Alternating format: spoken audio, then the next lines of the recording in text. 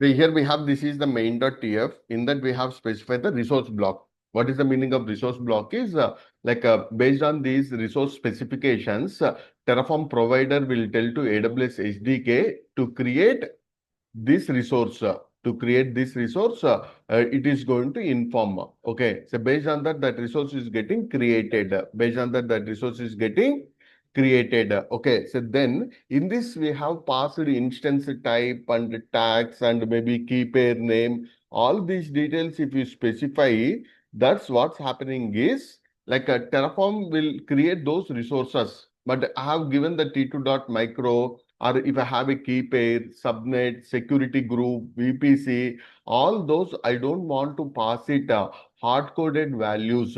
Whatever the hard-coded values we have, those I want to rename with dynamically I want to pass them. For that, I'm going to create the variables. So even in the programming also, what is the purpose of that variables? So we can create those variables, okay, and that variables we can reuse whenever we want. So we can reuse those variables whenever we want. We are going to reuse those variables. We are going to call it. Okay. So what is the advantage of it? Okay, so that code now whatever the main.tf as of now we have is only for our application only is going to use. But if I declare as the variables that users can customize as per their requirements, they can customize that kind of reusability we are going to declare. Okay, so for that reason, whatever the values we want to pass it, that's keep it in the variables.tf file. We are going to keep it in the variables file. We are going to keep it. So with this, what is the advantage is? What is the advantage of using the input variables? The main script is going to become more reusable kind of thing. Okay, the main script is going to become more reusable. And what is the purpose of output variables? What is the purpose of output? ఏమండి 12 కదా మన message చేయండి అది ప్రతి ఒక్క- What is the purpose of that output variables is? What is the purpose of that output variables? The output variables are like once we create the resources, we are getting those values like instance details, all these we are getting those details, we are going to store them, and for the future purpose we can reuse that. So those are called as output variables. Okay, so that means input values are like while creating the instance also you are choosing the AMI, you are choosing the VPC, which type of storage you want. So those all the values we are creating. But what is the purpose we are creating output values? So once we create the instance, we are getting an instance ID, we are getting this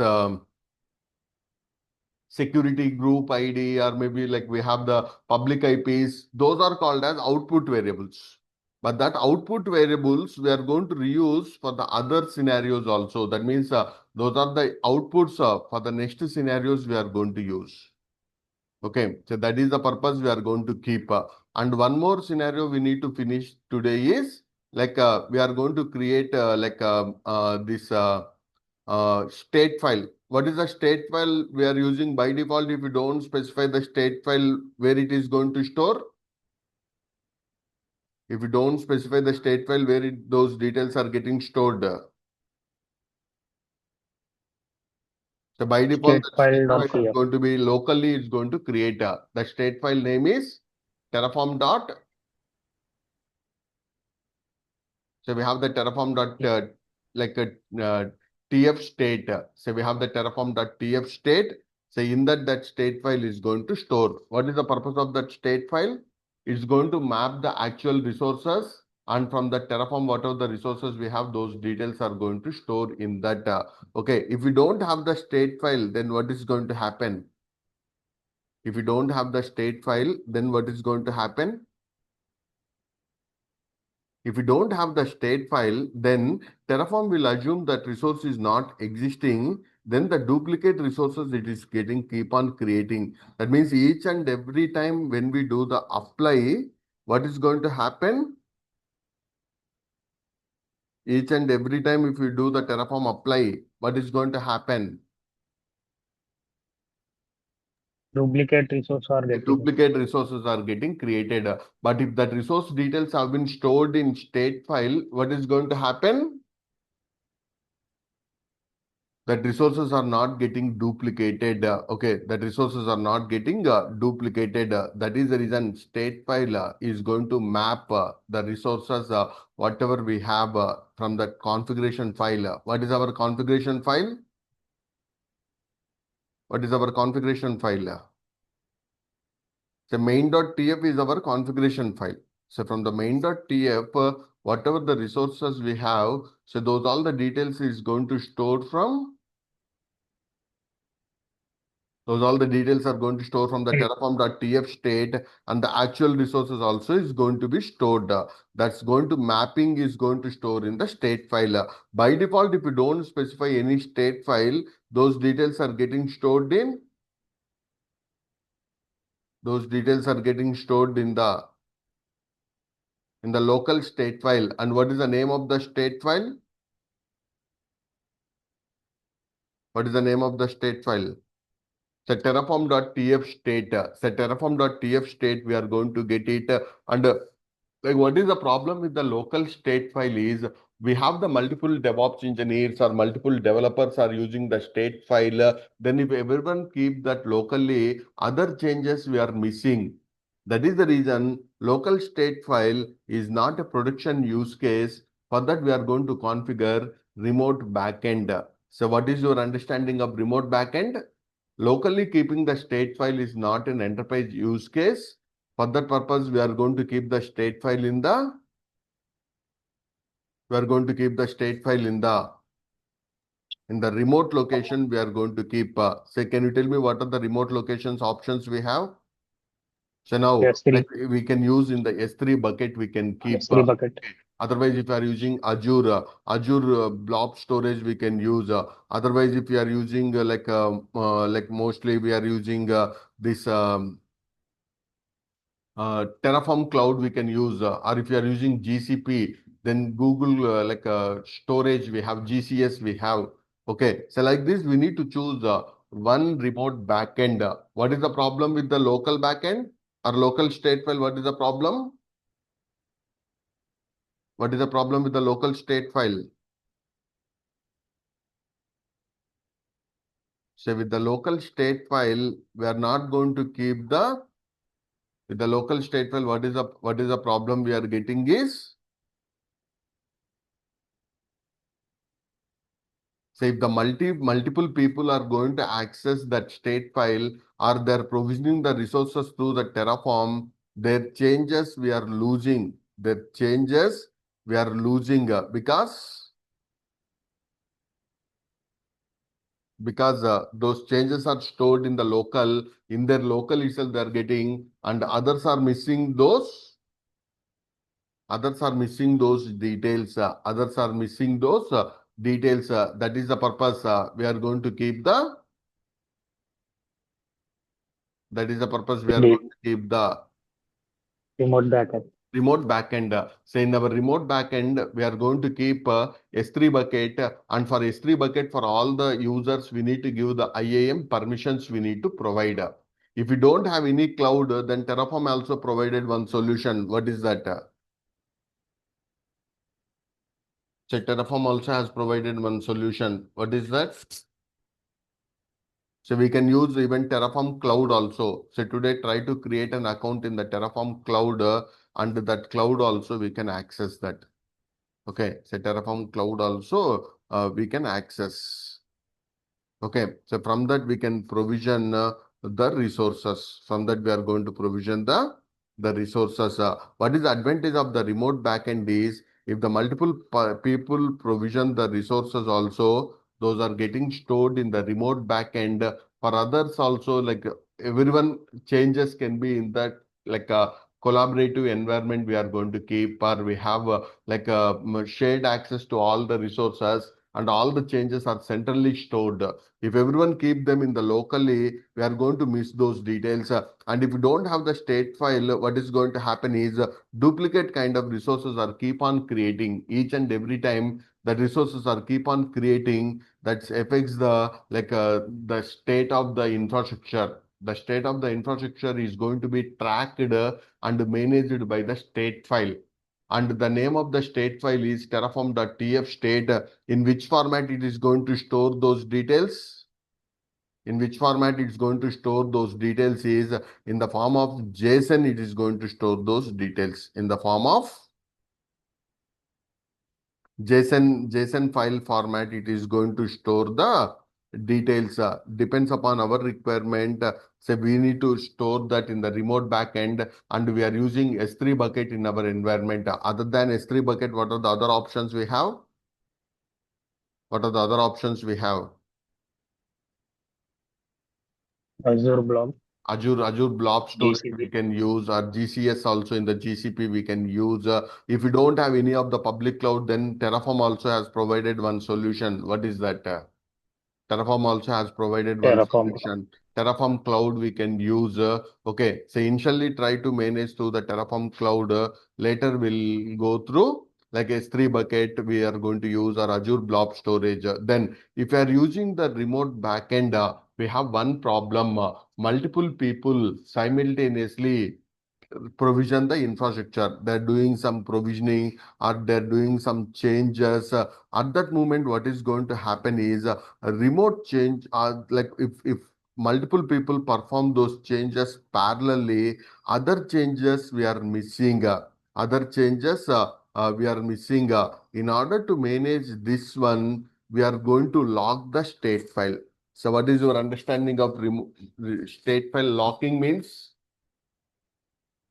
What is the meaning of state file locking? Say if you have a remote backend, multiple people can perform the changes, like they can perform those changes automatically. They can perform, but at that moment, what is going to happen?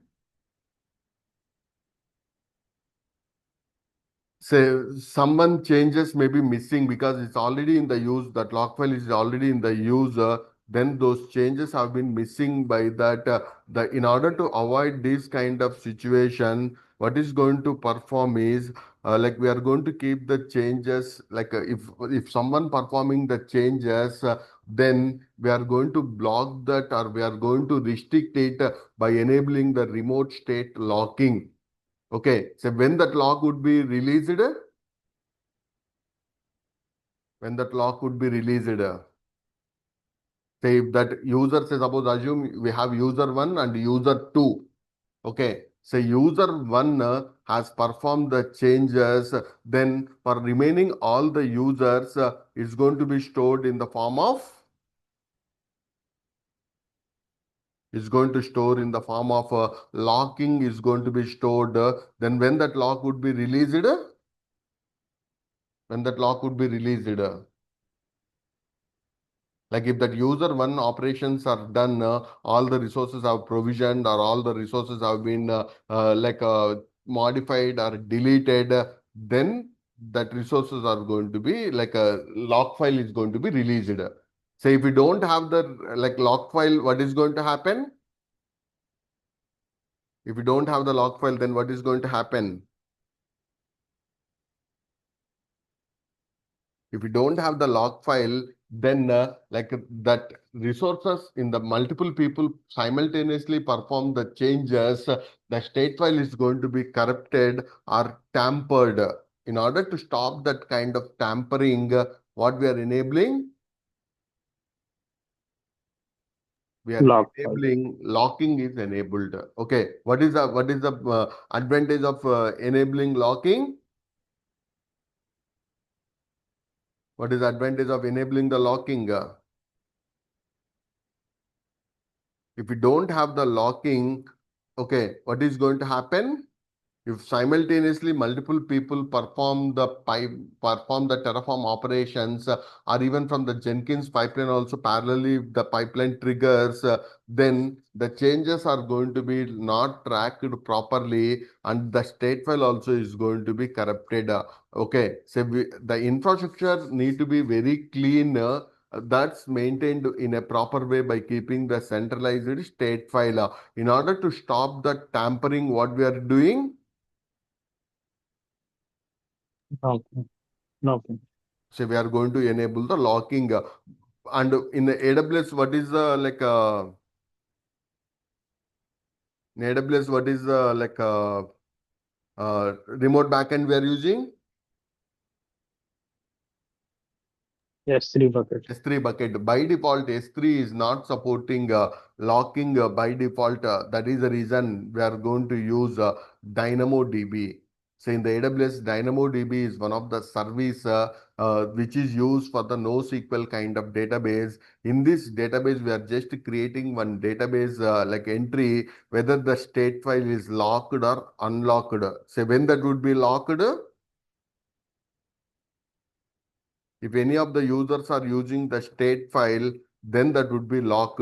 And when that is going to be released from the lock, once that user operations have been done, then that is going to be released from,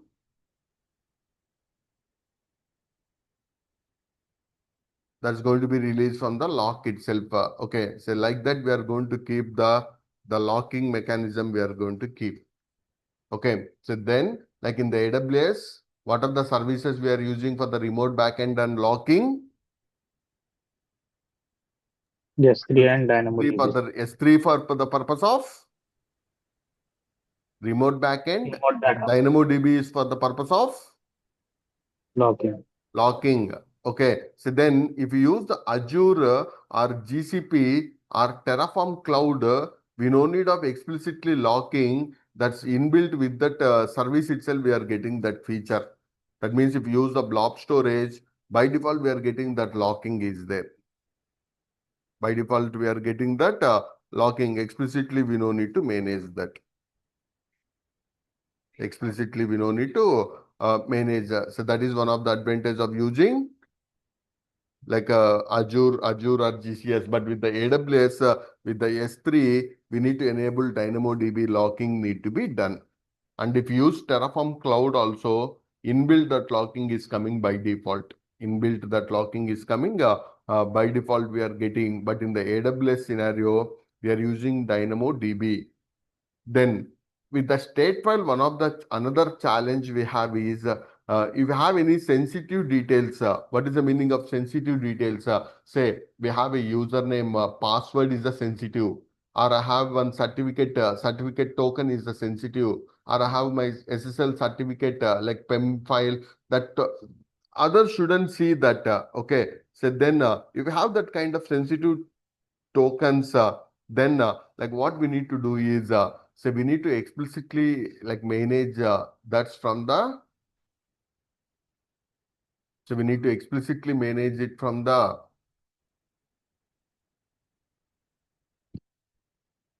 so we need to manage it DynamoDB. say if you keep someone in the state file, then everyone can see those passwords or not. Yes. Yes, sir. That's need to be encrypted. Okay, so that's kind of sensitive details. We need to encrypt those. Otherwise, everyone can see that password details, all those from the everyone can see State those file. password details from the state file. Okay, so how to handle that sensitive details also in the production is very, very important. Otherwise, everyone can see those sensitive details. Everyone are going to see the sensitive details they're going to watch. So that is also we need to manage in the real time. So for normal details is no issue, but if you have the sensitive details like maybe passwords or any of the certificates or maybe API tokens, okay, so these kind of project keys, those we need to hide from the state file or we need to encrypt. That's okay. Otherwise, everyone can see from that S3 bucket that state file. We need to encrypt that data also. We need to encrypt. So that is also very important scenario we need to perform. So that's also we need to encrypt the details also. Okay. So then once we enable these, sometimes what is going to happen is in the middle that state file is locked, but no users are connected. That means it's like maybe it's like a deadlock kind of situation. That means no one is using, but still that state file is telling locked. At that moment, what we need to do is we need to confirm no one is using that. Then using the force hyphen unlock, we need to release the lock. Say, in which scenario you are going to use force hyphen unlock? In which scenario you are going to use force hyphen unlock? When no one is using Say, the state file. still no one is using, but state file is specifying Lock. it's locked. At that moment, say we need to do the force hyphen unlock that lock ID. We need to use it. Otherwise, what is going to happen is we can't use because Terraform is keep on telling it's locked itself. But everyone are complaining or everyone are confirming that we are not using that. Okay, so that is the reason state file is very, very important. And if you are using S3 bucket, in the S3 bucket, we have an option called enabling the versioning. What is the advantage of versioning? Even if the state file is deleted also, at least the previous version will store that. The previous state file is going to be stored. So with this, what is the advantage? Like if the state file is corrupted or maybe deleted or if it is lost, at least from the previous version, we can restore that. So hence for the S3 bucket, will you enable that like versioning or not? Yes. Yes, at the S3 level, by enabling the versioning, what is the advantage we are getting? We can restore back to the previous state. Yeah, if at least if the existing one is corrupted, we can restore back to the previous one. So that is the main advantage of enabling Version. versioning also we need to enable. So now like one of the important scenario people will ask in the interviews are like if you ask the state file, normally we'll use Terraform import kind of command, but if you have the hundreds of resources, manually importing also is little challenging kind of thing. But how you are going to manage it is on the S3 level, we are going to enable versioning for that. Okay, so versioning we are going to enable. So with this, what is the advantage is even the existing state file is corrupted also. At least we can store it from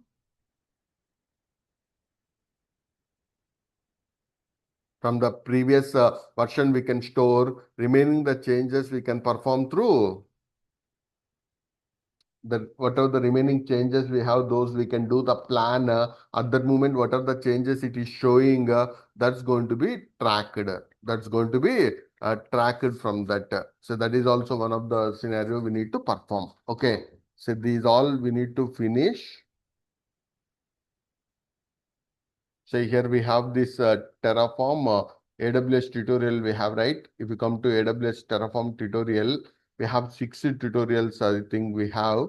So these all the 6 first we need to finish. I hope just go through this install Terraform we have done, create the infrastructure we have done, then we have the manage infrastructure. How much time it is taking? 10 minutes. Now, in this, we have the terraform.tf file we have. Then we are going to declare one more variables dot. So we have terraform.tf is there. One more is main.tf is there. On top of that, we are going to declare one more, like one more file we are creating. What is the file name?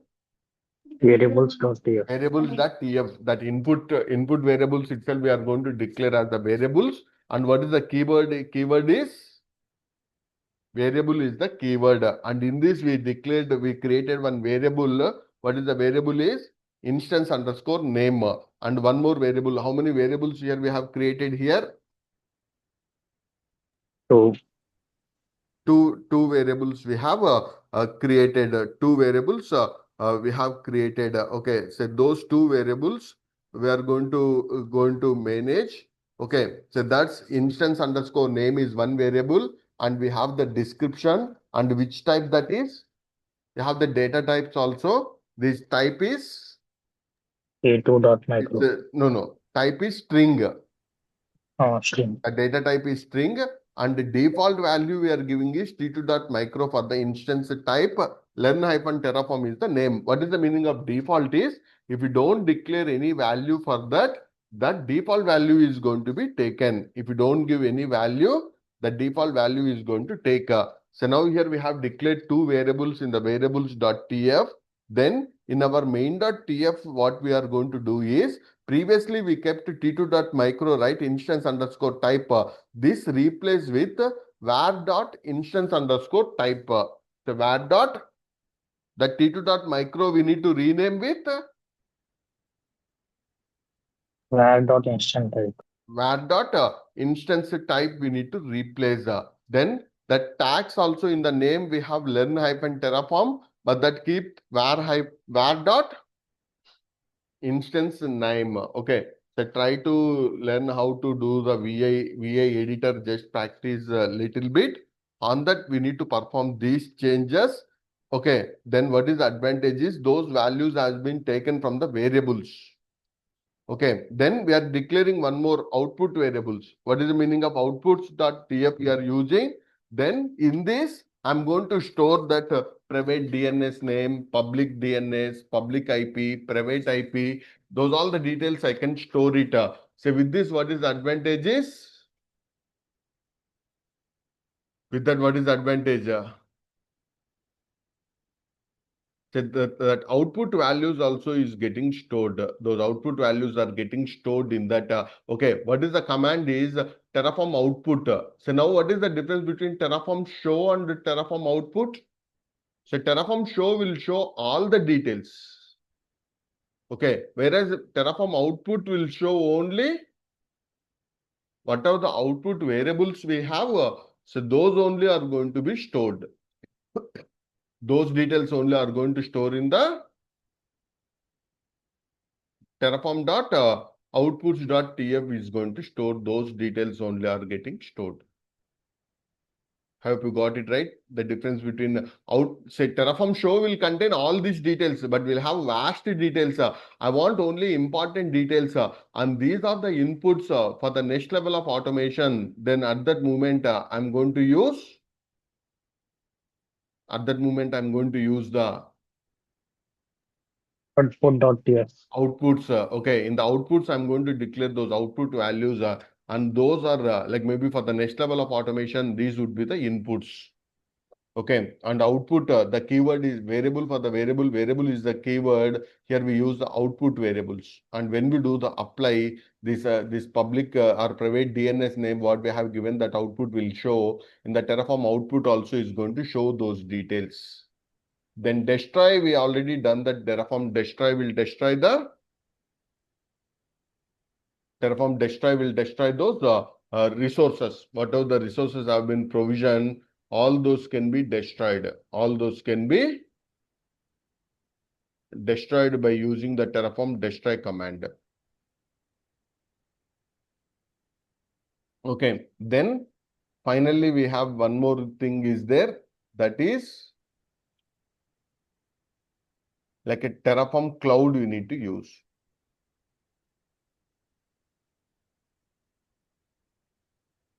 So here we have the Terraform cloud. Okay, so now today everyone create an account in the Terraform cloud. Then from the Terraform cloud, we need to store our state file in the Terraform cloud. We need to store. So we need to create a workspace also, and all these details we are going to store in our. All these details we are storing in our Terraform cloud. Okay, so these all the 6 steps. We have the complete tutorial is there. We have the videos. Okay, so that's from this at least go through and we need to manage, how to perform the steps by own we need to manage. Okay, in this scenario, what is the backend we are using? What is the backend we are using? We are using like a Terraform Cloud is our backend. So previously we kept the backend is local backend. We are keeping our local state file. We are keeping, but now we are going to keep it in the remote backend. We are going to keep that in the remote backend. We are going to keep that. Okay, so that's as of now we are using is like we are creating.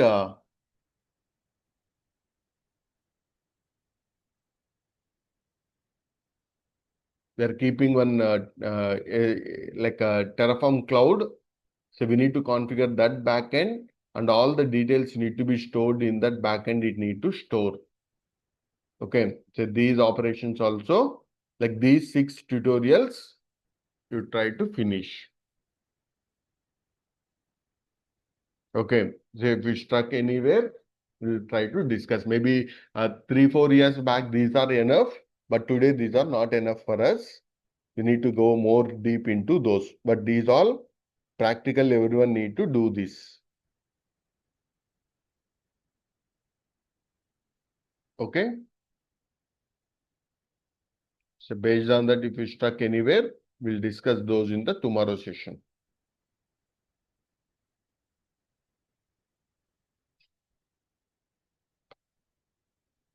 Okay. I hope you have this link right.